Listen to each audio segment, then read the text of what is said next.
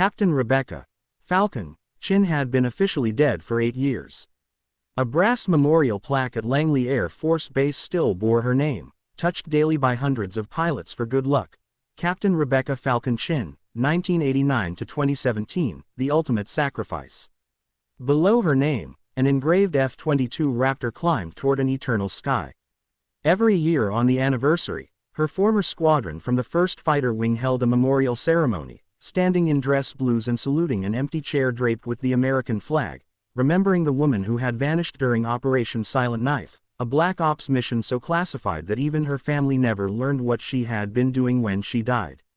Her father, retired Air Force Colonel James Chin, kept her flight helmet in a glass case in his study. Her younger sister, Michelle, had become an aerospace engineer, inspired by the sister she'd lost. The aviation community spoke her name with reverence. Captain Rebecca Chin, call sign Falcon, the elite F-22 pilot who had pushed boundaries and paid the ultimate price. Her call sign was officially retired. No pilot would ever use Falcon again. But Rebecca Chin wasn't dead. At that very moment, she sat in seat 23F aboard American Airlines Flight 2847, traveling from London to New York at 35,000 feet over the Atlantic. Dressed in civilian clothes, dark jeans, a gray hoodie, and boots built for rapid movement, her short black hair hidden beneath a baseball cap, she looked to the other 312 passengers like any exhausted traveler trying to sleep through a transatlantic flight. Nobody suspected that the woman in the window seat possessed skills that would soon save all their lives.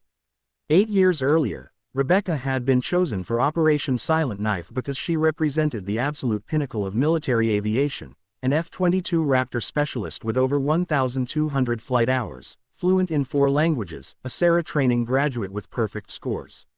The mission had been deceptively simple: infiltrate Iranian airspace using experimental stealth technology, photograph suspected nuclear weapons facilities, and return undetected.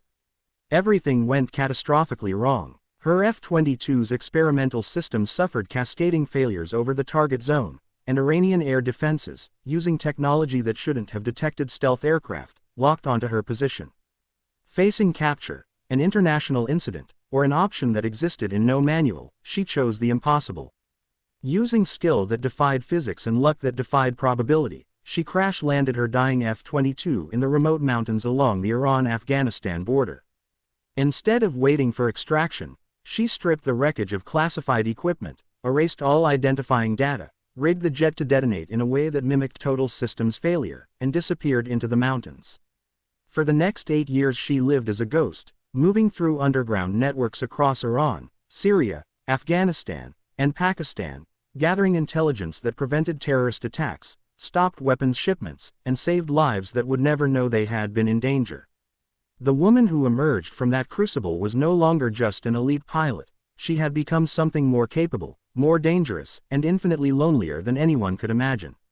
Captain Michael Torres, a 49-year-old pilot from Dallas with 17 years at American Airlines and over 16,000 flight hours, had never faced anything like what began at 2:34 p.m. Eastern Time, roughly 900 miles from the nearest land over the mid-Atlantic. Alerts cascaded across the flight deck: hydraulic pressure dropping, electrical systems failing, backup generators struggling. First Officer Jennifer Park, 34, with 5,000 flight hours, worked through secondary systems. With mounting alarm, "Mike, we're losing multiple systems simultaneously," she said, her voice tight but controlled. "This isn't a single failure. Something's affecting the entire aircraft." Torres declared an emergency over the radio. Gander Center responded that the nearest suitable airport was roughly 920 miles away, and asked if they could maintain altitude. Before he could answer, the situation collapsed further. The autopilot disconnected, flight controls grew erratic, warning lights blazed across the panel, and then crushing pain exploded across his chest and down his left arm. "Jennifer," he gasped, his vision tunneling, "you have aircraft." He slumped forward as Jennifer, now alone, fought to keep the descending 777 under control. "Mayday, Mayday, Mayday," she broadcast, her voice cracking despite her training. American 2847. Captain incapacitated. Possible heart attack, multiple aircraft system failures. "I'm alone in the cockpit. In the cabin, 312 passengers had no idea their aircraft was dying 35,000 feet above the cold Atlantic. Rebecca had been dozing when she sensed the shift in the aircraft's movement, a change imperceptible to ordinary passengers but unmistakable to instincts honed by 8 years of survival. She listened. The engines sounded wrong, the motion felt wrong, and through the window lay nothing but endless gray water. Then came Jennifer's strained announcement about technical difficulties, and Rebecca heard the fear beneath the practiced calm, the absence of the captain's voice, the tension in the flight attendant's smiles. She stood up. A flight attendant asked her to sit back down. "I need to speak with your cockpit crew," Rebecca said quietly, her voice carrying an authority that made the attendant pause. "I'm a pilot, military trained. I can help." After a moment's hesitation, the attendant led her toward the cockpit and relayed the request over the intercom. In the cockpit, Jennifer, alone, exhausted, and terrified, with a possibly dying captain beside her, decided pride and procedure meant nothing if everyone died. "Send her in." Rebecca stepped into the controlled chaos and began assessing the situation with practiced precision. Rebecca Chin, military pilot, qualified on multiple aircraft, including heavy jets, she said. "What's your situation?" Jennifer explained. The captain's apparent heart attack 5 minutes earlier, the cascading hydraulic and electrical failures, the autopilot offline, the steady loss of altitude she couldn't stop, roughly 900 miles from Newfoundland. Rebecca's mind raced through the patterns in the failures, recognizing not random breakdowns but a coordinated, likely catastrophic electrical fault. She asked Jennifer to trust her, then moved to stabilize Torres and called over the intercom for a doctor. Dr. David Walsh, a cardiologist from Boston, came forward. While he worked, Rebecca studied the instruments. "These failures aren't random," she told Jennifer. "We need to land within 30 minutes or we lose the rest of the systems." When Jennifer hesitated only a moment before yielding the captain's seat, Rebecca took the controls, and something in her settled into place. This was what she had been built for. She radioed Gander Center, her voice carrying the calm authority of someone who had made life and death decisions under fire, and asked for landing options. Gander was too far at their rate of descent. The controllers suggested Canadian Forces Base Goose Bay in Labrador, about 780 miles away, with a long runway but a difficult approach. Rebecca accepted, and was told that F-22 Raptors were being scrambled to escort and relay communications, arriving in about 10 minutes. For a moment her hands tightened on the controls. The F-22, her aircraft, the jet that had carried her into hell 8 years earlier. "You okay?" Jennifer asked. "Fine," Rebecca said, pushing the memory down. "Let's keep this bird flying." For the next stretch of time she flew the crippled Boeing with a delicate, constantly adjusting touch while Jennifer worked the emergency checklists and Dr. Walsh stabilized Torres, who he said needed surgery immediately but had a chance if they landed within half an hour. Then the radio crackled.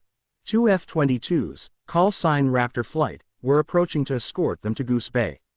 Major Jake Havoc Richardson, 34, with over 2,000 hours in the Raptor and combat experience in 3 theaters, led the flight with his wingman, Captain Lisa Viper Santos. Watching the airliner's erratic movements, Havoc radioed for the identity of whoever was assisting in the cockpit. Rebecca hesitated. After 8 years of false names and borrowed identities, she was tired of hiding. "Raptor Flight, this is Captain Rebecca Chin, assisting with emergency operations." Silence. In his cockpit, Havoc's hands froze. He had attended her memorial, saluted her empty coffin at Arlington, passed her plaque in the squadron-ready room every day. "Say again your last," he said carefully. "Did you say Rebecca Chin?" Santos broke in on the intercom, asking if she meant Falcon, the Rebecca Chin. Havoc asked Rebecca to confirm her military background, and she gave her unit, her qualifications, her flight hours, her years out of service. Then he asked for her call sign. Rebecca knew that answering would end her anonymity forever. "My call sign was Falcon."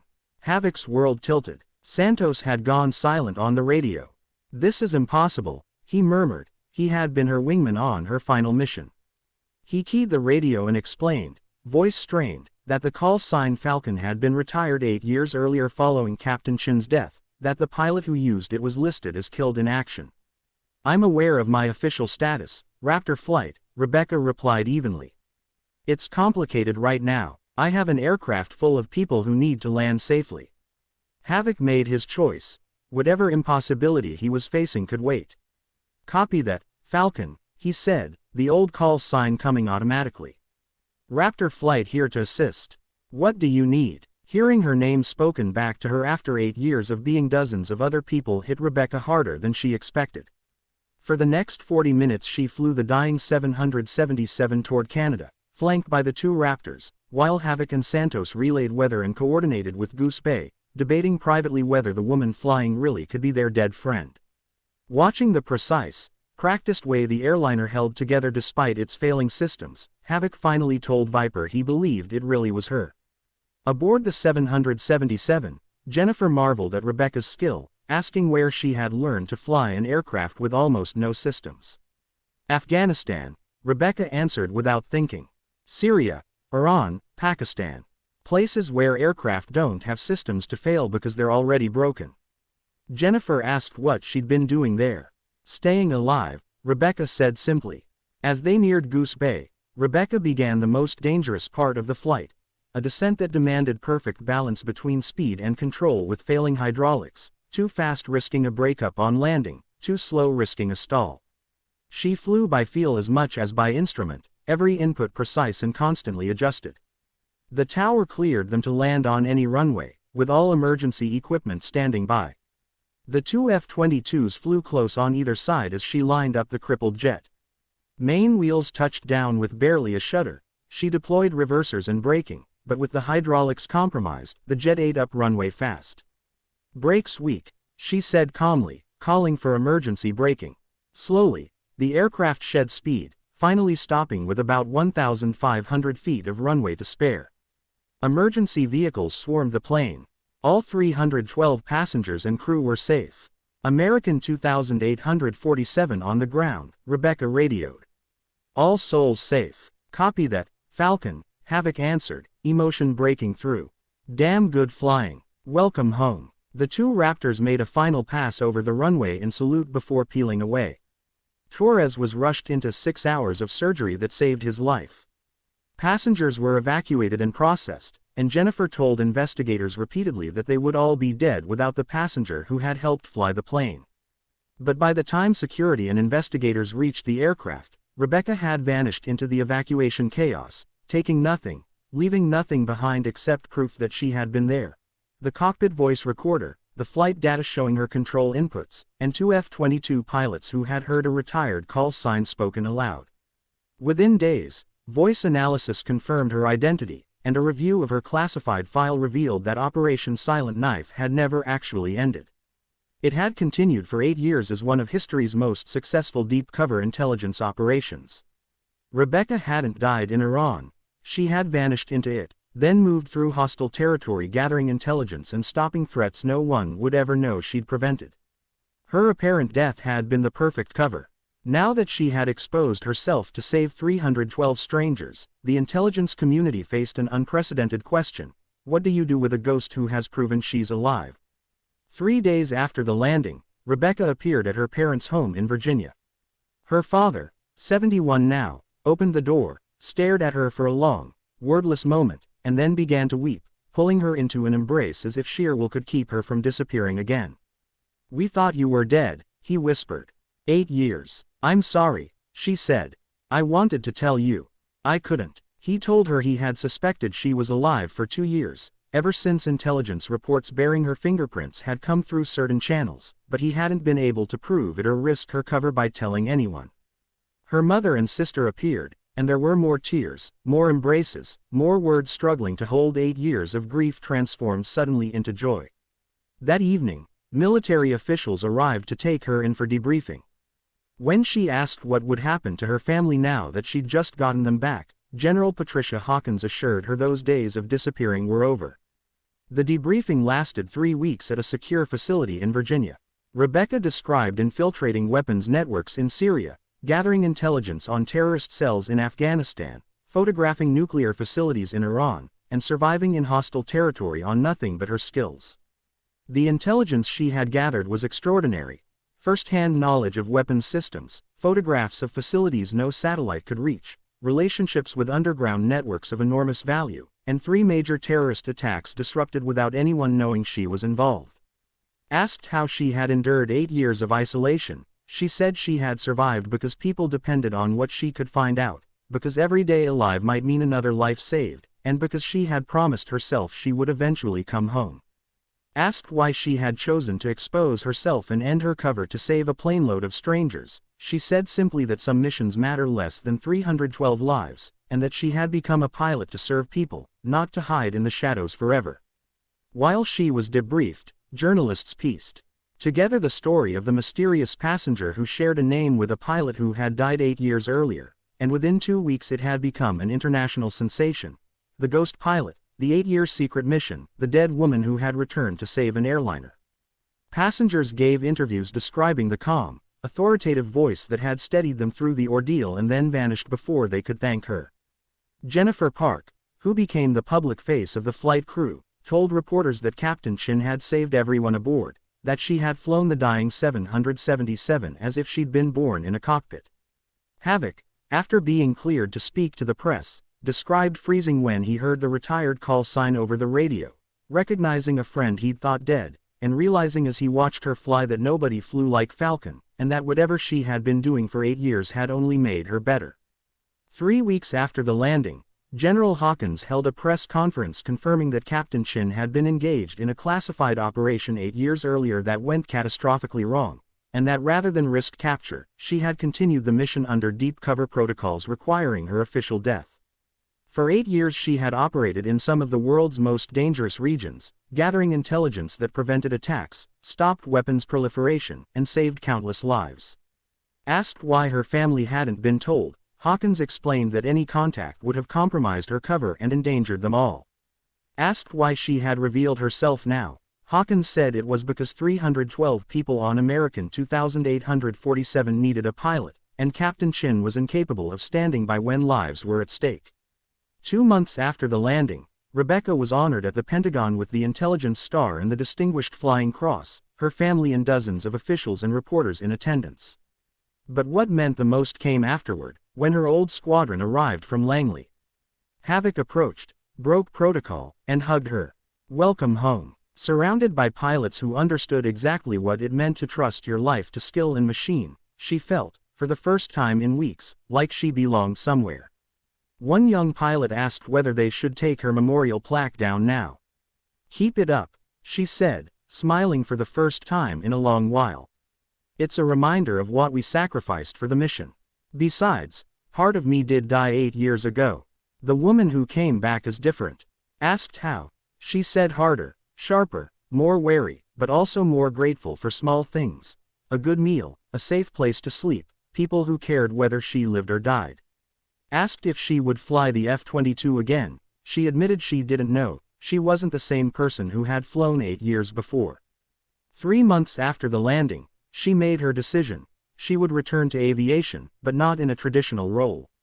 She built a new training program at Nellis Air Force Base combining her intelligence experience with aviation expertise, teaching pilots not just to fly but to survive, evade, and endure extreme circumstances, and, just as importantly, to know when a mission mattered less than the people in front of them. "I spent 8 years hiding," she told one class. "I became invisible because the mission required it. But when 312 people needed a pilot, I didn't hesitate to reveal myself." Some things are more important than missions, operations, or even your own survival. Never forget, you're human first and an operative second. 1 year after the emergency landing, American Airlines held a ceremony at JFK honoring everyone involved. Torres, fully recovered and flying again, stood beside Jennifer, now a captain herself, and thanked Rebecca for giving up 8 years of hidden service and then the anonymity that kept her safe, all to save a plane full of strangers. Passengers spoke, including a teacher who had brought her students to learn that heroes are ordinary people who make hard choices to help others, even at great cost.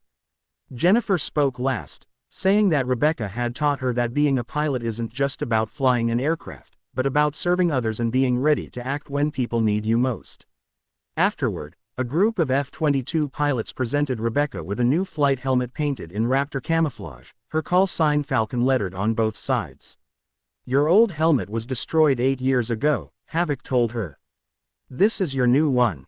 The call sign was retired when we thought you were dead. We're officially reinstating it. You're the only person who will ever use it again, and whenever you're ready to fly with us, your place in the squadron is waiting.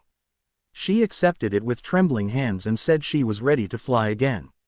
2 weeks later, Rebecca climbed into an F-22 cockpit for the first time in 8 years, her hands remembering every switch and control by muscle memory alone. Havoc flew as her wingman, just as he had 8 years before.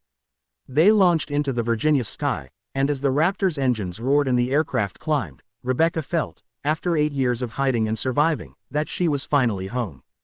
They spent an hour running through maneuvers, simply enjoying flight, before returning to base. 2 years have now passed since Flight 2847's emergency landing.